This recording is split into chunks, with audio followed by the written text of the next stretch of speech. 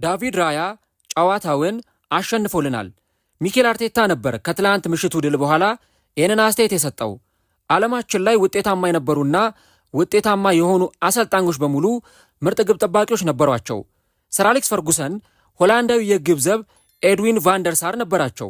አርሰን ቬንገር የንስ ሌመን፣ ዦዜ ሞሪኖ ደግሞ ፔተር ቼክ ነበሯቸው። ፔፕ ጓርዲዮላ ኤደርሰን ሞራይስ ብዙ ዋንጫዎችን ያሸነፈለት ግብ ጠባቂ ነበር።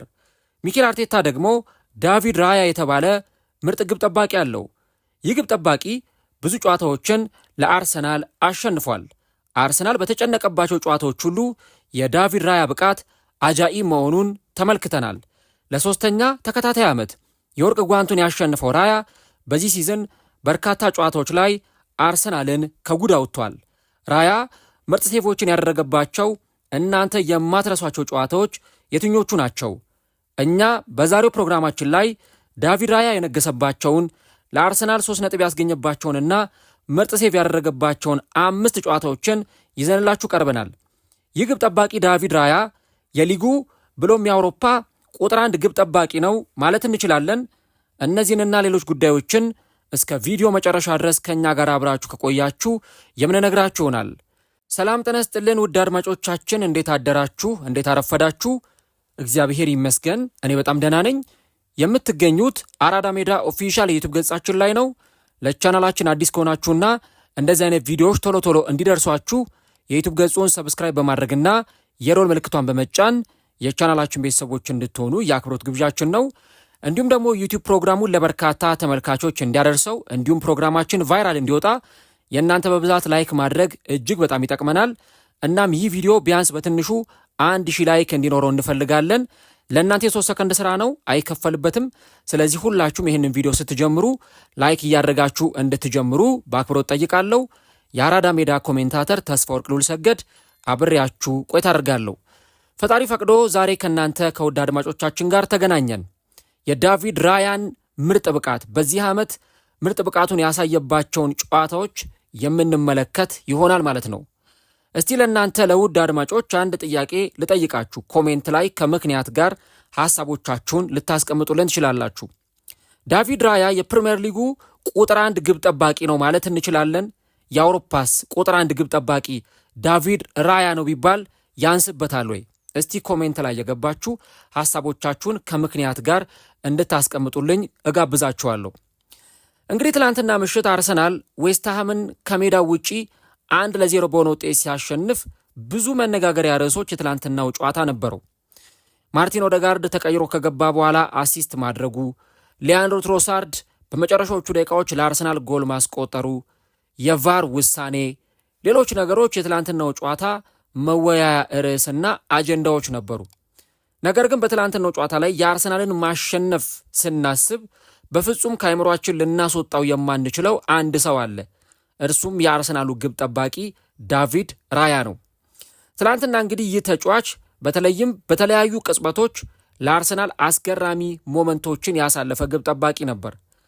ማቴዎስ ፈርናንዴዝ ከግብ ጠባቂው ዳቪድ ራያ ጋር ተገናኝቶ ያንን ኳስ ቢያስቆጥረው ኖሮ ምናልባትም ትላንትና ስለ አርሰናል ማሸነፍ ባላወራን ነበር። ምክንያቱም የትላንትናው ኳስ በጣም ለግብነት የተቃረበ ነበረ። ነገር ግን ማቴዎስ ፈርናንዴዝ የሞከረውን ኳስ ዳቪድ ራያ በአስደናቂ ብቃት ነበረ ኳሱን ሴቭ ያደረገው ወይም ደግሞ ያዳነው። ከዚህም በተጨማሪ ደግሞ በትላንትናው ጨዋታ ላይም እንደተመለከትነው ያንን ኳስ ሴቭ ለማድረግ የወጣበት አወጣጥ ታይሚንጉ በጣም ጥሩ ነበር። ነገር ግን እርሱ ላይ በተሰራው ጥፋት ምክንያት ነው ያ ጎል ሊሻር የቻለው። የአርሰናል ደጋፊዎች እጅግ በጣም የተጨነቁበት ቅጽበት ነበር። አርቴታ ታዲያ ጨዋታው ካለቀ በኋላ ዳቪድ ራያ ጨዋታውን አሸንፎልናል የሚል አስተያየትን ሰጥቷል። በተለይ ያቺ የማቴዎስ ፈርናንዴዝ ጎል አለመቆጠሯ ለአርሰናል 3 ነጥብ ለማግኘቱ እጅግ በጣም ትልቅ አስተዋጽኦ ነበረው። ዳቪድ ራያ እንግዲህ ትላንትና አርሰናል ምንም ጎል ሳይቆጠርበት መውጣቱን ተከትሎ 18ኛ ክሊንሺቱን በማስመዝገብ ለ3ኛ ተከታታይ ዓመት የጎልደን ግላቭ ወይም ደግሞ የወርቅ ጓንት አሸናፊ መሆኑ ተረጋግጧል። ያውም ገና 2 ጨዋታ እየቀረው። ዳቪድ ራያ እንግዲህ ለ3ኛ ተከታታይ ጊዜ ነው የወርቅ ጓንትን ያሸነፈው። ገና አርሰናልን በተቀላቀለበት የውድድር ዘመን በ2023-24 የውድድር ዘመን ዳቪድ ራያ የወርቅ ጓንት አሸንፎ ነበር። ያውም የጀመረው ከትንሽ ሳምንታት በኋላ ነበር አርሰናልን የተቀላቀለው። በወቅቱ አርሰናል ጥሩ ግብ ጠባቂ ነበረው አሮን ራምስዴል እና ደጋፊዎችም ግርታ ውስጥ ነበሩ። አርቴታ ራምስዴል እያለው ለምን ዳቪድ ራያን አስፈረመ? ጥሩ ግብ ጠባቂ ነው ራምስዴል። ሁለት ምርጥ ግብ ጠባቂዎችን ወይም ሃይ ኳሊቲ ያላቸውን ግብ ጠባቂዎች አንድ ቡድን ውስጥ መያዝ ለአርቴታም ራስ ምታት ሊሆን ይችላል። እንዴት ባለ መንገድ ግብ ጠባቂዎቹን ሊጠቀምባቸው ይችላል የሚሉ በርካታ ነጥቦች ሲነሱ ነበረ። ዳቪድ ራያ ግን በጣም አሳማኝ በሆነ ሁኔታ ከአሮን ራምስዴል እጅ ነው ያንን የግብ ጠባቂነት ቦታ የተረከበው። እናም በዛ ሲዝን የወርቅ ጓንት አሸናፊ ሆኖ ሲዝኑን አጠናቋል። ከዛ ራያ ቀጠለ። በባለፈው ዓመት ከኖቲንጋም ፎረስቱ ግብ ጠባቂ ማት ሴልስ ጋር በጋራ እኩል ክሊንሺቶችን በማስመዝገብ ሁለቱም ግብ ጠባቂዎች የዓመቱ ምርጥ ግብ ጠባቂዎች ተብለው የወርቅ ጓንት አሸንፈዋል። ታዲያ ዘንድሮም ዳቪድ ራያ ለሶስተኛ ተከታታይ ዓመት በ18 ክሊንሺት የወርቅ ጓንት አሸናፊ መሆኑ ተረጋግጧል ማለት ነው። እንግዲህ ይህ ተጫዋች በተለይም ለሶስተኛ ተከታታይ ዓመት የወርቅ ጓንትን ሲያሸንፍ አራተኛው የፕሪሚየር ሊጉ ግብ ጠባቂ ነው። ከዚህ ቀደም የሊቨርፑሉ ግብ ጠባቂ ፔፔ ሬና በ2006 በ2007 እና በ2008 የወርቅ ጓንትን ለሶስት ተከታታይ ዓመት ያሸነፈ ግብ ጠባቂ ነበር። እንዲሁም ደግሞ የቀድሞው የማንቸስተር ሲቲ ግብ ጠባቂ ጆይ ሀርት በ2011 በ2012 እና በ2013 ብዙ ክሊንሺቶችን በማስመዝገብ የወርቅ ጓንትን ለተከታታይ 3 ጊዜ ያሸነፈ ግብ ጠባቂ ነው። እንዲሁ ደግሞ በፔፕ ጓርዲዮላ ስር ብዙዎቻችን ያደነቅነው ኤደርሰን ሞራይስ በ2020 በ2021 እና በ2022 የወርቅ ጓንት አሸናፊ ሆኖ ታሪክ የሰራ ግብ ጠባቂ ነው። እንግዲህ ዳቪድ ራያ ከነዚህ 3 ግብ ጠባቂዎች በኋላ አራተኛው ግብ ጠባቂ ሆኗል። በ3 ተከታታይ ሲዝኖች የወርቅ ጓንት የተሸለመ ግብ ጠባቂ ማለት ነው። በዚህም ዓመት እንግዲህ 18 ክሊንሺቶችን ሲያስመዘግብ ዣንሉጂ ዱናሩማ 14 ክሊንሺቶችን በማስመዝገብ ሁለተኛ ደረጃ ላይ የተቀመጠ ግብ ጠባቂ ነው። ዱናሩማ ከዚህ በኋላ የሚቀሩትን 3 ጨዋታዎች እንኳን ክሊንሺት ቢያስመዘግብ 17 ክሊንሺት ላይ ነው የሚደርሰው። ራያ ደግሞ 18 ነው፣ 2 ጨዋታዎችም ይቀሩታል። ስለዚህ በሂሳባዊ ስሌት ዱናሩማ ከዳቪድ ራያ እኩል እንደማይሆን ወይም እንደማይበልጠው ስለተረጋገጠ የዚህ ዓመት የወርቅ ጓንት አሸናፊ መሆኑ ተረጋግጧል። የኤቨርተኑ ግብ ጠባቂ ጆርዳን ፒክፎርድ እንዲሁም የክሪስታል ፓላሱ ዲን ኤንደርሰን 11 ክሊንሺቶችን የያዙ ሲሆን ዶርዴ ፔትሮቪች የቦርንመዙ ግብ ጠባቂ 10 ክሊንሺቶችን ይዟል። እንግዲህ እነዚህ እስከ 5ኛ ደረጃ ላይ የተመለከትናቸው ግብ ጠባቂዎች ናቸው ማለት ነው። እንግዲህ በ2022 ከ2021-22 የውድድር ዘመን ጀምሮ ብዙ ክሊንሺት በመያዝም ዳቪድ ራያ አጠገቡ የሚደርስ ግብ ጠባቂ የለም። ከ2021-22 የውድድር ዘመን ጀምሮ እንግዲህ 2021-22 ማለት እንዲሁም 2022-23 ዳቪድ ራያ በብሬንትፎርድ ነበር የሚጫወተው። ከዛ ጊዜ ጀምሮ ብዙ ክሊንሺት በማስመዝገብ ዳቪድ ራያን የሚቀድመው ግብ ጠባቂ የለም። 67 ጨዋታዎች ላይ ክሊንሺት አስመዝግቦ የወጣ ግብ ጠባቂ ነው።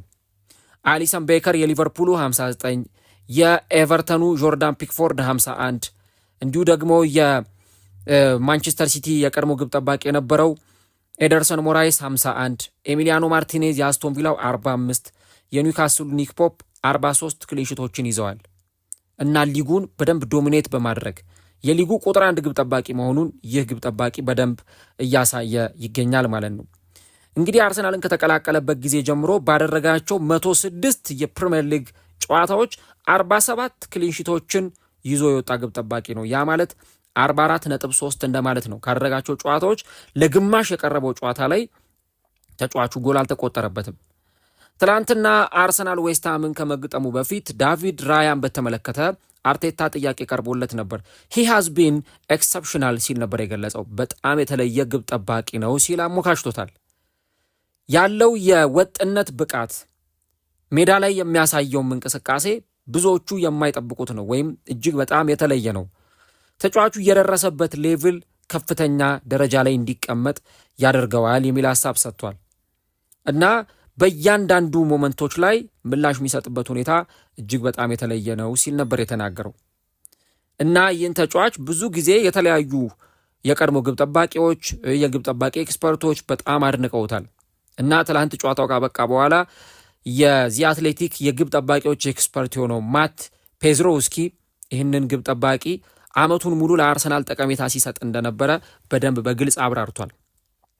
ብዙ ጨዋታዎችን ማንሳት እንችላለን። ዳቪድ ራያ አርሰናልን የታደገባቸውን አርሰናልን ከጉድ ያወጣባቸው ብዙ ጨዋታዎች አሉ። አምናም ብታዩ ካቻምናም ብትመለከቱ ዘንድሮም ብዙ ጨዋታዎች ላይ የዳቪድ ራያን ምርጥ ብቃቶች ተመልክተናል። ነገር ግን 5 ጨዋታዎችን መርጠን ለእናንተ ይዘን መተናል። ዳቪድ ራያ የማይረሱ ምርጥ ፐርፎርማንስ ያሳየባቸው አርሰናል ሲዝኑን በፕሪሚየር ሊግ ዋንጫ የሚደመድም ከሆነ በሃይላይት መልክ ከምናያቸው ሴቮች መካከል በእነዚህ 5 ጨዋታዎች ላይ ተጫዋቹ የነበረው አስተዋጽኦ እጅግ በጣም ከፍተኛ ነበር። እናንተስ የማትረሱት ዳቪድ ራያ ምርጥ ሴቭ ያደረገባቸውን ጨዋታዎች ኮሜንት ላይ ሀሳቦቻችሁን ልታስቀምጡልን ትችላላችሁ። ወደ መጀመሪያው ጨዋታ እንሂድ። ዳቪድ ራያ ምርጥ ብቃቱን ወደ አሳየበት አርሰናል በፈረንጆቹ አቆጣጠር ዲሴምበር 27 ወይም ታህሳስ 27 በሜዳው ብራይተን ኤንድ ሆቭ አልቢዮንን ገጥሞ 2-1 በሆነ ውጤት ጨዋታውን አሸነፈ ነበር። ምናልባት ያ ሴቭ የዓመቱ የፕሪሚየር ሊጉ ምርጥ ሴቭም ሳይሆን አይቀርም። ተጫዋቹ ያሳየው ፐርፎርማንስ እጅግ በጣም የሚያስገርም ነበረ። እንግዲህ ጨዋታው 76ኛው ደቂቃ ላይ ደርሷል። አርሰናል 2-1 በሆነ ውጤት እየመራ ነበረ። በዛ ጨዋታ ላይ በአርሰናል በኩል ማርቲን ኦዴጋርድ የመጀመሪያውን ጎል አስቆጥሮ ጆርጂኖ ሩተር ደግሞ ራሱ ላይ ጎል አስቆጥሮ አርሰናል 2 ጎሎችን አግኝቶ ነበረ። ጎል ተቆጥሮበት አርሰናል 2-1 እየመራ በነበረበት ሰዓት ግን አንድ በጣም አስጨናቂ ኳስ ተሞክሮ ነበረ። የብራይተኑ ጋምቢያዊ ተጫዋች ያንኩባ ሚንቴ ከቀይ መስመር ላይ ኳሷን ጠቅልሎ የዳቪድ ራያ መረብ ላይ ሊያስቀምጣት ነበረ። ኳሷን ከርላ ዙሮ ወደ ዳቪድ ራያ መረብ ያችን ኳስ የላካት። ነገር ግን ያንኩባ ሚንቴ የመታትን ያችን ኳስ ዳቪድ ራያ እጅግ በጣም በሚያስገርም ሁኔታ ነበረ ኳሷን የመለሳት። ታይሚንጉ፣ የቆመበት አቋቋም፣ እጁን የዘረጋበት መንገድ፣ ፍጥነቱ እጅግ በጣም የተለየ ነበር። እናም ዳቪድ ራያ ያችን ኳስ እንዳትቆጠር ያደረገበት መንገድ እጅግ በጣም ልዩ ነበር እና ይህንን ኳስ ባይመልሰው ኖሮ ምናልባት አርሰናል በዛ ጨዋታ ላይ ወይ አቻ ይወጣል ወይ ደግሞ ብራይተን ተጨማሪ ጎል እንዲያስቆጥር እድል የሚከፍትላቸው ኳስ ሊሆን ይችል ነበረ እና በዛ ጨዋታ ላይ ዳቪድ ራያ ያችን ኳስ ያወጣበት መንገድ እጅግ በጣም የተለየ ነበረ። ምናልባትም ሲዝኑ ካለቀ በኋላ ፕሪሚየር ሊጉ ካለቀ በኋላ ስፔሻሊ አርሰናል የፕሪሚየር ሊጉ ሻምፒዮን ከሆነ በሃይላይት መልክ በሪፕሌይ መልክ ደጋግመን ከምናያቸው ሴቮች መካከል አንዱ ይህ የዳቪድ ራያ አስገራሚ ኳስ ነበረ። ከብራይተን ጋር በተደረገው ጨዋታው ሊያበቃ የመጨረሻዎቹ ደቂቃዎች ላይ ሲደርስ የያንኩባ ሚንቴን ኳስ ያወጣበት መንገድ እጅግ በጣም የተለየ ነው። በዛ ላይ ኳሱ በጣም ከባድ የሚባል ኳስ ነው። ይሄ የጎሉ 90 ዲግሪ ላይ የተመታ ኳስ ነበር፣ ግን ዳቪድ ራያ ድንቅ በሆነ ብቃት ይህንን ኳስ አድኖታል። ምናልባትም ደግሞ ዳቪድ ራያ በዚህ ዓመት ካወጣቸው አስደናቂ ኳሶች ከማይረሱ አስገራሚ ሴቮች መካከል ይህ ጨዋታ ያለ ጥርጥር ከነዛ ውስጥ የሚካተት ነው። ሌላኛው ጨዋታ ደግሞ አርሰናል ከኖቲንጋም ፎረስት ጋር ባደረጉት ጨዋታ ላይ ዳቪድ ራያ ያወጣው አስገራሚ ኳስ ነው። ይህ ጨዋታ መስከረም 13 በፈረንጆቹ አቆጣጠር ሴፕቴምበር ወር ላይ የተደረገ ጨዋታ ነው። አርሰናል በዚህ ጨዋታ ላይ ኮምፈርተብል ሆኖ ምቾት ተሰምቶት 3-0 በሆነ ውጤት አሸንፏል። እንደምታስታውሱ በዛ ጨዋታ ላይ ዙብሜንዲ ከርቀት የመጀመሪያ ጎል አስቆጠረ። ከዛ በኋላ ዩኬሬስ ሁለተኛ ጎል አስቆጠረ። አርሰናል 2-0 እየመራ ነበር። ታዲያ አርሰናል ጨዋታውን 2-0 እየመራ በነበረበት ሰዓት እጅግ በጣም አስደንጋጭ ሙከራ ሞክረው ነበረ። በሁለተኛው አጋማሽ ከቀይ መስመር ላይ አደገኛ ኳስ በኖቲንጋም ፎረስቶች በኩል ተሻማ። ያንን የተሻማውን ኳስ በቁመት እጅግ በጣም ረዥም የሆነው ክሪስ ውድ በግንባር ኳሱ ሊገጨው አልቻለም፣ ግን በደረቱ ነበረ ኳሷን ኃይል ባላት ሁኔታ ወደ ዳቪድ ራያ መረብ የላካት። ነገር ግን ዳቪድ ራያ ከግቡ አግዳሚ ውስጥ ነው ያንን ኳስ የመለሰው እና እጅግ በጣም የተለየ ነበረ። ያንን ኳስ ስናየው ምናልባት የግቡ አግዳሚ የመለሰውም ይመስላል፣ ግን የግቡ አግዳሚ ከመንካቱ በፊት ዳቪድ ራያ ነበረ ያችን ኳስ አቅጣጫዋ እንዲቀየር ያደረገው። ምናልባት በዛ ጨዋታ ላይ ዳቪድ ራያ ያጎል ተቆጥሮበት ቢሆን ወይ ደግሞ ያንን ኳስ ዳቪድ ራያ ሴቭ ማድረግ ባይችል ኖሮ በእርግጠኝነት ከዛ በኋላ ኖቲንጋም ፎረስቶች ለአቻነት ሲጫወቱም ልንመለከታቸው እንችል ነበረ እና ኳሱን የመታበት መንገድ ዳቪድ ራያ ደግሞ አንግሉን ጠብቆ ቴክኒካል በሆነው መንገድ እጁን በጣም ከፍ አድርጎ ነው ያንን ኳስ በእጁ የነካውና የመለሰውና ተጫዋቹ የማይረሳ ሴቭን ካደረገባቸው ጨዋታዎች መካከል ይሄንኛው ሴቭ እጅግ በጣም የተለየ ነበር። ወደ ሶስተኛው ሴቭ ደግሞ እንምጣ። አርሰናል በቅርብ ሳምንታት ኒውካስል ዩናይትድን ያሸነፈበትን በፈረንጆቹ አቆጣጠር የኤፕሪል 25ቱን ወይም የሚያዝያ 25ቱን ጨዋታ እንመልከት። እንግዲህ ይህ ጨዋታ አርሰናል በሜዳውና በደጋፊው ፊት ኒውካስልን የገጠመበትና 1-0 ያሸነፈበት ጨዋታ ነበረ። በዛ ጨዋታ ላይ እንደምታስታውሱት አርሰናል ቀድሞ ጎል አስቆጥሯል በኤቤሪቼዚ አማካኝነት። ከዛ በኋላ ግን ያልተጠበቀ አደገኛ ሙከራን ዳቪድ ራያ አውጥቷል። ከ30 ያርድ ርቀት ከፍጹም ቅጣት ምት ግብ ክልል ከሳጥን ውጪ እጅግ በጣም አደገኛ የሚባል ሙከራ ጣሊያናዊው አማካይ ሳንድሮ ቶናሊ ሞክሮ ነበረ እና ዳቪድ ራያ መጀመሪያ ከነበረበት አቋቋም ተጫዋቾቹም ያከለሉት ይመስላል ወይ ደግሞ ተጫዋቾቹ ትንሽ ሸፍነውት ነበረ። ኳሷ ከተመታች በኋላ አቅጣጫውን ሊቀይራልና እንደገና ደግሞ ኳሷ ወደ መጣችበት አቅጣጫ ነው እጁን ዘርግቶ ያንን ኳስ በሚያስገርም ሁኔታ የመለሰው እና እርሱ በቆመበት አቅጣጫ አልነበረም ኳሷ የመጣችው። ከዛ በኋላ ግን አቅጣጫውን ሊቀይር ወደ ሌላ አቅጣጫ ሊወድቅ ካለ በኋላ አንዳንድ ሹቶች አሉ፣ በተለይ ከሳጥን ውጭ የሚሞከሩ ኳሶች፣ ተምዘግዛጊ ኳሶች አሉ። የሆነ በተመቱበት አቅጣጫ ሄዱና ቦታ ቀይረው ደግሞ ታጥፈው የሚሄዱ ኳሶች አሉና ዳቪድ ራያ ወዲያውኑ የውስጣዊ እግሩን ቦታ ወይም የቀኝ እግሩን ቦታ ካስተካከለ በኋላ ያችን ኳስ የመለሰበት መንገድ እጅግ በጣም የተለየ ነበር። ተጫዋቹ ለመውደቅ የወሰነበት ብቃት፣ ኳሱን ያወጣበት ቴክኒክ፣ እጁን የዘረጋበት ሁኔታ፣ ከዛ ደግሞ የቀኝ እግሩን በደንብ እንዲመቸው አድርጎ ያስተካከለበት መንገድ ዳቪድ ራያ እጅግ በጣም አስገራሚ ብቃቱን ያሳየበት ዕለት እንደነበር ተመልክተናል እና ያ ጨዋታ ምርጥ ሴቭ የተመለከትንበት ነበር። ምናልባት ያ ጎል ዳቪድ ራያ ላይ ተቆጥሮ ቢሆን ኖሮ ወይ አርሰናል ላይ ተቆጥሮ ቢሆን ኖሮ ከዛ በኋላ የአርሰናል የጨዋታ ታሪክ እንደዛም ላይ ሆን ይችል ነበር። ምክንያቱም ኒውካስል ከዛ በኋላ ጠንከር ብሎ ሲያጠቃ የተመለከትንባቸው የጨዋታ እንቅስቃሴዎች ነበሩ። ወደ አራተኛውና ወደ አምስተኛው ልንመጣ ነው። ግን ፕሮግራሙን ላይክ አድርጋችኋል? ላይክ ካላደረጋችሁ የ3 ሰከንድ ፋታ ውሰዱና ቪዲዮን ላይክ አድርጉ። ለእኛ እጅግ በጣም ይጠቅመናል። ስለዚህ ሁላችሁም ቪዲዮን ላይክ አድርጉት። ከዛ ደግሞ ቻናሉንም ሰብስክራይብ አድርጋችሁ ፕሮግራሙን ማዳመጣችሁን ቀጥሉ። ወደ አራተኛው ሴፍ ስንሄድ አርሰናሎች በብርቱ የተጨነቁበት የቼልሲው የለንደን ደርቢ ጨዋታ ነበር። ይህ ጨዋታ ደግሞ በፈረንጆቹ አቆጣጠር ማርች 1 ወይም ደግሞ መጋቢት 1 የተደረገና አርሰናል 2-1 ያሸነፈው ጨዋታ ነበር። አርሰናል ቼልሲን 2-1 ሲያሸንፍ ዳቪድ ራያ በዛ ጨዋታ ላይ ድንቅ ኳሶችን አድኗል። ለምሳሌ በዛ ጨዋታ ላይ ካወጣቸው ኳሶች መካከል ከማዕዘን ምት የተሻገረውን ኳስ ዮረል ሃቶ በግንባር ሲገጨው ያውም ሞይሰስ ካይሴዶ አቅፎት ነበር። በቃ ዳቪድ ራያን እንቅ አድርጎ ይዞት ነበረ። ግን እንደዛም ተይዞ እንደዛም ማርክ ተደርጎ ኳሷን ተንጠራርቶ ነበር የመለሳት። ይቺ በጣም አስገራሚ ሴቭ ነበረች። ነገር ግን ከዚህ ሴቭ በተጨማሪ አንድ ሌላ አስደናቂ ኳስ ዳቪድ ራያ አድኗል። በግራ መስመር ላይ አሌሃንድሮ ጋርናቾ ክሮስ ያደረጋት ኳስ ኦልሞስት ልትቆጠር ተቃርባ ነበረ እና ዳቪድ ራያ ያንን ኳስ ከምንም ነው በቃ የመለሰው። ሊያም ሮሲነር ሁሉ ለመጨፈር ተዘጋጅቶ ነበረ የቼልሲው አሰልጣኝ እና አርቴታ ጨዋታው ካለቀ በኋላ የልብ ምቴ ቆሞ ነበረ፣ መተንፈስ ሁሉ አቁሜ ነበረ የሚል አስተያየት ሰጥቶ ነበረ። ማይ ሃርት ኦልሞስት ስቶፕድ በማለት ነበረ አስተያየቱን የሰጠውና ዳቪድ ራያ ህይወታችንን መልሶታል ብሎ አርቴታ ተናግሯል። ተጫዋቹ ያንን ኳስ ሴቭ ያደረገበት በተለይ ያ የጋርናቾ ክሮስ በጣም የተለየ ነበር። አንዳንድ ኳሶች አሉ ክሮስ የሚመስሉ የተሻሙ ኳሶች የሚመስሉ ግን ደግሞ ከሹት የማይተናነሱ ሙከራዎች አሉና ይሄንን ኳስ ያወጣበት መንገድ እጅግ በጣም የተለየ ነበረ። አሁንም እንዳልኩት ቅድም እንዳነሳሁት ይሄ ኳስ ተቆጥሮ ቢሆን በዛ ጨዋታ ላይ አርሰናል 3 ነጥብ ይዞ መውጣቱ ማጠራጣሪ ነበረ። አቻ ሲወጣም ሁሉ ልናየው እንችላለንና ዳቪድ ራያ ያንን ኳስ ያወጣበት መንገድ ኢቭን በመጨረሻዎቹ ደቂቃዎች ላይ ነው እነዚህን ሴቮች የሚያደርጋቸው። ከቅድም ጀምሮ የብራይተኑን ኳስ ሲያወጣ፣ ከዚህ በተጨማሪ ደግሞ ቅድም ያነሳውላችሁን የኖቲንግሃም ፎረስቱ ጨዋታ ላይ ያንን ኳስ ያወጣበት መንገድ ኦልሞስት አርሰናል 2-0 እየመራ በነበረበት ሰዓት ላይ ነውና አብዛኞቹ እጅግ በጣም ወሳኝ በሚባሉ ጨዋታዎች ላይ ሴቭ ያደረጋቸው ኳሶች ናቸው። አምስተኛውና የመጨረሻ በዚህ ፕሮግራም ላይ የምናነሳው አርሰናል ኤቨርተንን 2-0 ያሸነፈበትን የማርች 14ቱን ጨዋታ ነው። በዚህ ጨዋታ ላይ ብዙዎቻችን የአርቴታን የተጫዋች ቅያሬዎች ብቃት አድንቀናል። ዩኬሬስ ተቀይሮ ገባ፣ ጎል አገባ።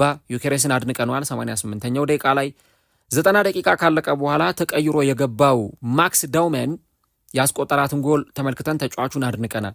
ነገር ግን በዛ ጨዋታ ላይ አንድ ተጫዋች የተረሳ ተጫዋች አለ። ዳቪድ ራያ አርሰናል ኤቨርተንን 2-0 ሲያሸንፍ የተጫዋቹ ያወጣቸው ኳሶች እጅግ በጣም የተለዩ ነበሩ። በዚህ ጨዋታ ላይ 3 ኳሶችን ቆጥረን ዳቪድ ራያ ሴቭ ያደረጋቸውን ኳሶች ማንሳት እንችላለን። ለምሳሌ አንደኛው ኳስ ከግራ መስመር ኢሊማን ኒዳዬ ሴኔጋላዊው ተጫዋች ያሻማውን ኳስ ድዋይት ማክኒል በቃ ፊት ለፊት በጎንዮሽ ነው ያገኘው ዳቪድ ራያን። ያንን ኳስ ቮሊ አድርጎ ቀጥታ መረብ ውስጥ መክተት የሚችለው ኳስ ነበረ። ዳቪድ ራያ ግን በምን አይነት ብቃት ያንን ኳስ እንዳወጣው እንዳዳነው ተመልክተናል። ያውም ይሄ ኳስ የመጀመሪያው አጋማሽ ላይ የተሞከረ ኳስ ነው። አንድ ብላችሁ ቁጠሩ። ከዛ ደግሞ ዶዌስበሪ ሆል ከሳጥኑ ጠርዝ ላይ እጅግ በጣም ሌላ አደገኛ የሚባል ኳስ ሞክሮ ነበረ እዛው የመጀመሪያው አጋማሽ ላይ። ዳቪድ ራያም ይህንን ኳስ እጅግ በጣም አስደናቂ በሆነ ሁኔታ ነው ሴቭ ያደረገው። ዶዌስበሪ ሆል በጣም ጠንካራ የሚባል ኳስ ነበር የሞከረው። ነገር ግን ያንን ኳስ ግብ ጠባቂው ያወጣበት ሴቭ ያደረገበት መንገድ እጅግ በጣም የተለየ ነው። 2 ብላችሁ ያዙ። ሶስተኛውና እዚህ ጨዋታ ላይ በጣም አስገራሚ የነበረው ደግሞ በሁለተኛው አጋማሽ ኤቨርተኖች የሞከሩት ሙከራ ነው። ቤቶ ኳስ ተቆጣጠረ፣ ተርን ዞረ። ከዞረ በኋላ ኳሱን መታው። ዳቪድ ራያ በአስደናቂ ሁኔታ ስፕሊት ሰርቶ ይመስላል ሁለቱንም እግሮቹን በግራና በቀኝ ዘርግቶ በአንደኛው እግሩ ነው ኳሱን ያወጣው እና ብዙዎቹ በዛ ጨዋታ ላይ ሁላችንም ማክስ ዳውማን ጎል ማስቆጠሩን አንስተን ስለ ትንሹ ልጅ ብዙ አውርተናል። የዩኬሬስን ጎል ማስቆጠር፣ የአርቴታን ቅያሬዎች አድንቀናል። ግን እዛ ጨዋታ ላይ የተዘለለ ተጫዋች ቢኖር ዳቪድ ራያ ነው። በጣም ምርጥ ብቃቱን ያሳየ ግብ ጠባቂ። ለአርሰናል ማሸነፍ 3 ነጥብ ይዞ መውጣት ትልቁን ስራ የሰራው እሱ ነው። ምክንያቱም በመጀመሪያው አጋማሽ እነዛ 2 ጎሎች የድዌይት ማክኒል እና እንዲሁ ደግሞ የዶዌስበሪ ሆል ጎሎች ተቆጥረው ቢሆን ኖሮ ከዛ በኋላ ስለምንድን ነበር የምናወራው? ጭራሽ ጨዋታው ይከብድበት ነበር። እንደውም አርሰናል የባሰ አርሰናል በዛ ጨዋታ ላይ 3 ነጥብ አይደለም 1 ነጥብ ይዞ መውጣት ሁሉ ፈተና ይሆንበት ነበረ። በዛ ጨዋታ ላይ ዳቪድ ራያ በመጀመሪያው አጋማሽ እነዛን 2 ኳሶች በሁለተኛው አጋማሽ ደግሞ ያወጣውን ያንን አንድ ኳስ ባያወጣ ኖሮ አርሰናል በዛ ጨዋታ ላይ 2ም 3ም ጎል ሊቆጠርበት ይችል ነበር እና እነዚህ 5 ጨዋታዎች ላይ ዳቪድ ራያ ያደረጋቸው ሴቮች የዳቪድ ራያ ምርጥ ሴቮች እና አርሰናል ውጤት ይዞ የወጣባቸው ናቸው። ትላንት የነበረኝ ፕሮግራም ላይ ተናግሬያለሁ። ጆን ቴሪ ልክ ፔተር ቼክ ወደ አርሰናል ሲሄድ 15 ነጥብ የሚያሸንፍ ግብ ጠባቂ ነው አርሰናል ያስፈረመው ብሎ ሲናገር ነበር። እኔ ስለ ዳቪድ ራያ አንዳንዴ ቃላት የማይገልጹት ግብ ጠባቂም ይመስለኛል። ብዙ ጨዋታዎች ላይ አይተነዋል። ለምሳሌ የዛሬ 2 ዓመት አርሰናል አስቶን ቪላን ባሸነፈበት ጨዋታ 2 ደብል ሴቭ ያደረገባቸውን ኳሶች ተመልክተናል። የመጀመሪያው ኳስ ተመታ፣ ሴቭ አደረገው። እንደገና በግንባር ተገጫ፣ ከወደቀበት ተነስቶ ያንን ኳስ ሴቭ አደረገው። አርሰናል ከአታላንታ ጋር ባደረጉት ጨዋታ ላይ የፍጹም ቅጣት ምት ተመታበት፣ ያንን የፍጹም ቅጣት ምት መለሰ። ከእንደገና ደግሞ ከወደቀበት ተነስቶ የተተፋውን ኳስ የመለሰበትን ጨዋታ አይተናል። አርሰናል ዘንድሮ ቶተናምን 4-1 ሲያሸንፍ ከመስመር ውስጥ ከጎል ውስጥ ያወጣው ኳስ ነበረ። አረ ብዙ ስለ ዳቪድ ራያ ስንት ጨዋታዎችን አርሰናልን ከተቀላቀለበት ጊዜ ጀምሮ ብዙ ጨዋታዎች ላይ ዳቪድ ራያ ምርጥ ብቃቱን አሳይቶ እኔ አርሰናል ተክሷል ብዬ ነው ማስበው። ከየን ስሌመን በኋላ አርሰናል ሁነኛ የሚባል ግብ ጠባቂ አላገኘም ነበር። በጣም በግብ ጠባቂ ሰፈር ያደረገ የተሰቃየ ቡድን ቢኖር አርሰናል ነበር። በቃ ሌሎቹ ክለቦች ትልልቅ ግብ ጠባቂዎችን ይዘው እነ ሊቨርፑል እነ ፔፔ ሬናን፣ ማንቸስተር ሲቲ እነ ጆይ ሃርት፣ እነ ቼልሲ ፔተር ቼክን፣ ዩናይትድ እነ ቫንደርሳርን እነ ዴይሃን ይዞ አርሰናል ግን ለዓመታት የነበሩት ግብ ጠባቂዎች በነዛ ግብ ጠባቂዎች ኳሊቲ አልነበሩ። ጥሩ ግብ ጠባቂዎች ናቸው፣ ግን እንደዚህ አውትስታንዲንግ ፐርፎርማንስ ያሳዩ ግብ ጠባቂዎች አልነበሩ። ለምሳሌ ከሌማን መውጣት በኋላ የመጣውን ግብ ጠባቂ ኢቭን ከዛም በፊት ነበር አልሙኒያ። አሁን ሁሌ የአርሰናል ደጋፊዎች የተማረሩበት ግብ ጠባቂ ነበር አልሙኒያ። ኳስ ከተፋ በኋላ ወድቆ እስከሚነሳ ድረስ ሰከንዶች ነው የሚፈጁበት። በዛ መሃል ጎል ይቆጠር። ብዙ ጨዋታዎችን አይተናል። እኔ እንደውም አስታውሳለሁ 2008 ይመስለኛል አርሰናል ከቶተንሃም 4-4 ያለቀ ጨዋታ ነበረ እና እዛ ጨዋታ ላይ አንዱ ጎል ሲቆጠርበት አልሙኒያ ኳሱን ተፋውና ወድቆ በቃ ቀስ ብሎ የሆነ በስሎ ሞሽን ነበር የሚነሳ የሚመስል የነበረው እና እሱ እስኪነሳ የተተፋው ኳስ ወዲያውኑ ጎል ሆነበት። ብዙ ጨዋታዎች አሉ። ቻምፒየንስ ሊግ ፋይናል ላይ አይተነዋል። አልሙኒያ ተቀይሮ ሲገባና 2 ጎሎች ሲቆጠሩበት። ከዛ በኋላ የመጡት ግብ ጠባቂዎች ሼዝኒን ብታዩ፣ ፋቢያንስኪን ብታዩ በቃ ሁለቱም ጥሩ ግብ ጠባቂዎች ናቸው፣ ሴቨር ናቸው። ግን እንዲህ ደግሞ ባሉ ቅጽበታዊ በሆኑ አጋጣሚዎች ላይ አርሰናል ሴቭ ያደረጉ ግብ ጠባቂዎች አልነበሩም። እንደውም አስተውሳለሁ አንድ የውድድር ዓመት ላይ ቬንገር 3 ነው 4 ግብ ጠባቂዎች ነበሯቸው። ሁሉንም ግብ ጠባቂ ተጠቅመዋል። ሼዝኒን ተጠቀሙ፣ ቀጥሎ ፋቢያንስኪንም ተጠቀሙ።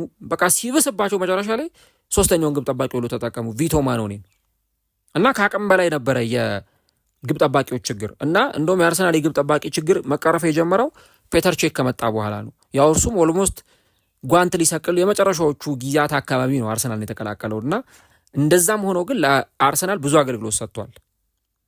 ከፔተር ቼክ በኋላ ሌኖ መጣ። ሌኖ በጣም ጥሩ ግብ ጠባቂ ነበረ። ኤሚሊያኖ ማርቲኔዝንም አይተነዋል። ለአርሰናል ለአመታት 3ኛ ግብ ጠባቂ ምናምን የነበረ ተጫዋች ነው። ግን አርቴታ ከመጣ በኋላ በተለይ የተወሰነ እድሎች ሲሰጠው ስናይ ነበር። በተለይ ሌኖ ባልነበረባቸው ጊዜያት በጣም ምርጥ ብቃቱን አሳይቷል። ራምስዴል የአርሰናል ምርጥ ግብ ጠባቂ እንደነበርም ያየነው ነው። በተለይ ራምስዴል ከመጣ በኋላ ከሌስተር ሲቲ ጋር በተደረገ ጨዋታ፣ ሌሎች ጨዋታዎች ላይ ምርጥ ሴቮችን ኢቨን ከሊቨርፑል ጋር 2-2 ባለቀ ጨዋታ ላይ አስታውሳለሁ አንፊልድ ላይ ምርጥ ብቃቱን አሳይቶ ነበር ራምስዴል። ግን ይሄ ግብ ጠባቂ ደግሞ ዳቪድ ራያ ከነዚህም ግብ ጠባቂዎች የላቀ ኳሊቲ ያለው ግብ ጠባቂ ነው። ለምሳሌ አሁን አርቴታ ዳቪድ ራያን ሲያስፈርም ራምስዴል በነበረበት ሰዓት ነው። ግን እርሱ በነበረበት ሰዓት ራምስዴል ጥሩ ግብ ጠባቂ ቢሆንም ነገር ግን አንዳንድ የማይረጋጋባቸው ሁኔታዎች አሉ። አሁን አርቴታ በዳቪድ ራያ በጣም የተጠቀመው ነገር ምንድን ነው? ከምንም ነገር በላይ እርጋታው ነው። በቃ የተረጋጋ ግብ ጠባቂ ነው ዳቪድ ራያ። ኳሶችን ይሄ አርሰናል ጫና ውስጥ በሚሆንበት ጊዜ አብሮ ጫና ውስጥ የሚገባ ግብ ጠባቂ አይደለም። አሁን ራምስዴልን ስታዩ ትንሽ አርሰናል ፕረስ ከተደረገ ትንሽ በጣም ጫን ብሎ መጫወት ከጀመሩ ወይ አርሰናል በካውንተር ጎል ማስቆጠር የሚፈልግ ከሆነ የሆነ ውዥብር ሲልበት ምናምን ታያላችሁ። በቃ ሲቻኮል ሲጣደፍ በቃ ይሄ ለመረጋጋት ሲቸግረው ታያላችሁ። ዳቪድ ራያ ጋር ግን እንደዚህ አይነት ነገር አታዩ። ግብ ጠባቂ አንዱ ትልቁ ስራው ምንድን ነው? ከኋላ የሚቆም ሰው ስለሆነ ጨዋታውን እያነበበ ለተጫዋቾቹ መልእክት ማስተላለፍ፣ ተጫዋቾቹን መምራት ያለበት እሱ ነው። ግብ ጠባቂው የማይረጋጋ ከሆነ ካልተረጋጋ ጎሎች ይቆጠሩበታል። ዳቪድ ራያ ስህተት አይሳሳትም ወይም ተሳስቶ አያውቅም ማለት አንችልም። ተሳስቷል ብዙ ጊዜ። ግን እንደዛም ቢሆን ከሚሳሳተው ይልቅ የሚጠቅመው በጣም ይበልጣል። ያው ሰው ነውና ማንም የማይሳሳት የለም። ግን ራምስዴል ላይ የሌለው እርጋታ፣ ራምስዴል ላይ ያለው ይሄ ኮንትሮሊንግ እና እነዛ ሁሉ ነገሮች እዚህ ግብ ጠባቂ ላይ ታያላችሁ። ራምስዴል አንዳንዴ ምክንያት አልባ በሆኑ ሁኔታዎች ሁሉ ሲወረወር ታዩታላችሁ። ምክንያት አልባ በሆኑ በቃ እንደው መወርወር ስላለበት ብቻ የሚወረወርባቸው ኳሶች አሉ። ዳቪድ ራያ ግን ከተወረወረ ግልጽ ነው ኳሱን ሊያድነው እንደሆነ ወይ ኳሱን ሴቭ ሊያደርገው እንደሆነ ግልጽ ነው። እና አርቴታ ቆምሮ ያንን የመሰለ ግብ ጠባቂ ራምስዴል እያለው በሱ መጠቀም እየቻለ በተጨማሪ ጊዜያት ዳቪድ ራያን ወደዚህ ክለብ ሲያመጣው ከተጫዋቹ እንዲህ አይነት ኳሊቲዎችን ፈልጎ ነበር ያስፈረመው። ስለ ዳቪድ ራያ አንድ ፕሮግራም ሰርቼላችኋለሁ፣ እዚህ ታግ ላይ ያስቀምጥላችኋለሁ። ይህም ፕሮግራም ከጨረሳችሁ በኋላ ልታደምጡ ትችላላችሁ ምን አይነት ኳሊቲዎች ያሉት ግብ ጠባቂ እንደሆነ። አሁን ትልቁ ክርክር እንግዲህ የሚነሳው እዚህ ጋር ነው። ራያ የአውሮፓ ምርጡ ግብ ጠባቂ ነው ወይ የእንግሊዝ ምርጡ ግብ ጠባቂ ነው ወይ ብለን አንድ ጥያቄ ልናነሳ እንችላለን። እናንተ እስቲ ኮሜንት ላይ ገብታችሁ ሀሳባችሁን ስጡበት። እንግዲህ በአውሮፓም ሆነ በእንግሊዝ ምርጥ ግብ ጠባቂዎች አሉ ከረንትሊ አሁን ባለው ሁኔታ። ለምሳሌ በእንግሊዝ ብናይ አሊሰንን ልንጠቅስ እንችላለን። ግን አሊሰን ብዙውን ጊዜ በጉዳት እያሳለፈ ነው። አሁን ፕራይም የሚባሉት ጊዜያት እያለፉ መጥተዋል። ዶናሩማ ከዳቪድ ራያ ጋር ይፎካከራል ብለን የምንጠቅሰው ግብ ጠባቂ ነው። ከሱ ጋር ይፎካከራል፣ ትከሻ ለትከሻ ይለካካል ብለን የምናስበው ግብ ጠባቂ ነው።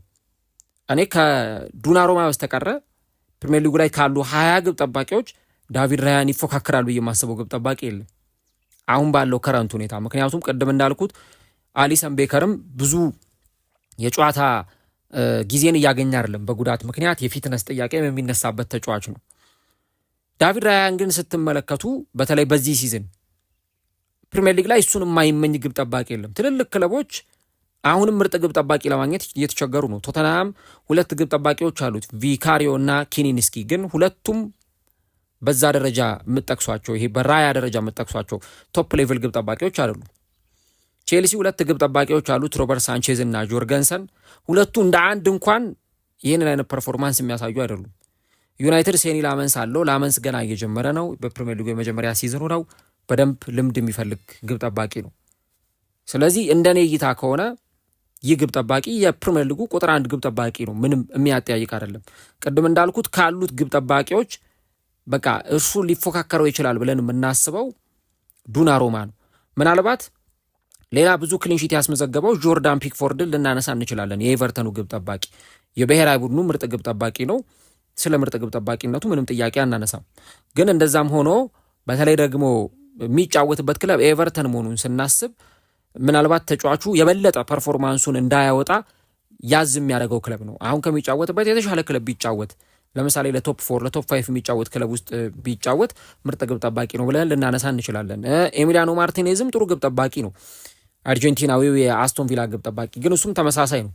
የሚጫወትበት ክለብ በደንብ ለዋንጫ የሚፎካከር አይነት ቡድን ቢሆን ኳሊቲው እዛ ውስጥ ጎልቶ ልናየው እንችላለን። እና እንደዚህ አይነት ግብ ጠባቂዎች አሉ። ማርቲኔዝ ወይ ፒክፎርድ አይነት ዱናሮማ አይነት ግብ ጠባቂዎችን እናያለን። ግን ፎርዛት ማተር የዚህ ተጫዋች ብቃት ደግሞ በጣም ሃይ ኳሊቲ ላይ የደረሰ አንድ የዋንጫ ቡድን ኳሊቲ የሚባለው ምንድን ነው? እንደዚህ ጨዋታዎችን የሚያሸንፍ 3 ነጥብ የሚያስገኙ ግብ ጠባቂዎች ያሉበት ቡድን መሆኑ ነው። ቅድም ባነሳ ነው መግቢያ ላይ የማንቸስተር ዩናይትዱን ኤድዊር ቫንደርሳርን ዴቪድ ዴያን ስንጠቅስ ነበረ። ዴያ እኮ በአንድ ጨዋታ 14 ሴቭ ሁሉ ሲያደርግ እናስታውሳለን። ማንቸስተር ዩናይትድ ከአርሰናል ተጫውተው ዩናይትድ 3-1 ሲያሸንፍ አርሰናል 33 ሙከራ ሞክሮ ከዛ ውስጥ 14ቱ ኢላማውን የጠበቀ ነበረ። 14 ሴቮችን አድርጓል እና በጣም የተለየ ግብ ጠባቂ ነው። የዋንጫ ቡድን ትልቁ መገለጫ ደግሞ እንደዚህ አይነት ጠንካራ ግብ ጠባቂዎች መኖራቸው ነው። እሺ በአውሮፓስ ደረጃ ዳቪድ ራያ ምርጥ ግብ ጠባቂ ነው የሚል ካነሳን እንግዲህ እዚህ ጋር ነው ብዙ ክርክር ሊነሳ የሚችለው።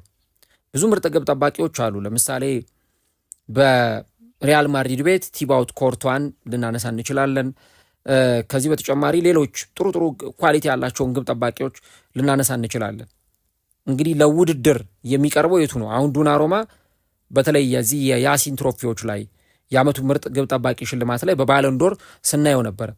ዳቪድ ራያ ግን ያለምንም ክርክርና ያለምንም ጥርጥር ምናልባት በዚህ ሲዝን አርሰናል ቻምፒየንስ ሊግ የሚያሸንፍ ከሆነ ቀጣይ ዓመት በባለንዶር የመጨረሻ ዝርዝሮች ውስጥ ሁሉ ገብቶ የምናገኘው ግብ ጠባቂ ይመስለኛል። እኔ እንደውም አሁንም ድረስ የማይገባኝ ነገር የስፔን ብሔራዊ ቡድኑ ዋና አሰልጣኝ ሉዊስ ዴላ ፎንቴ ለምን ራያን ቤንች እንደሚያደርጉት ነው። በጣም የሚገርም ነው። እንግዲህ አስቡት፣ ኡናይ ሲሞን ቋሚ ሲገባ እናያለን ወይ ቋሚ ሲሰለፍ እንመለከታለን። ኦኬ ሂዝ በጣም ጥሩ ግብ ጠባቂ ነው ኡናይ ሲሞን። ግን በእኔ እይታ ከኡናይ ሲሞን የተሻለ ግብ ጠባቂ ነው ዳቪድ ራያ፣ ኖ ዳውት። በጣም የተለየ ምርጥ የሚባል ግብ ጠባቂ ነው። ይሄንን ደግሞ ብዙ ጊዜ ሜዳ ላይ ስንመለከተው ስናየውም የቆየ ጉዳይ ነው እና በእንዲህ አይነት ጨዋታ ላይ ደግሞ በተለይ የዳቪድ ራያ ሴቮች ምን ያህል ወሳኝ እንደሆኑ ስንመለከት ነበር። ብዙ ቅጽበቶችን ቻምፒየንስ ሊግ ላይ፣ ፕሪሚየር ሊግ ላይ፣ ሌሎች ጨዋታዎች ላይ እናነሳለን። የአርሰናል ደጋፊዎች እኮ ሲቆጩ አይተናል። ካራቦ ካፕ ላይ ምን ነው ገብቶ በነበረ ዳቪድ ራያ፣ ምን ነው ዳቪድ ራያ ተሰልፎ በነበር ኬፓ ከሚገባ ይልቅ። ኬፓ በዛ ጨዋታ ላይ የተሳሳታት አንድ ኳስ፣ ምንም እንኳን አርሰናል በዛ ጨዋታ ላይ በቂ የጎል ዕድል የመፍጠር ችግርም ቢኖርበት እርሱ የተሳሳታት አንድ ኳስ ምን ያህል ዋጋ አስከፋይ እንደነበረች ተመልክተናል።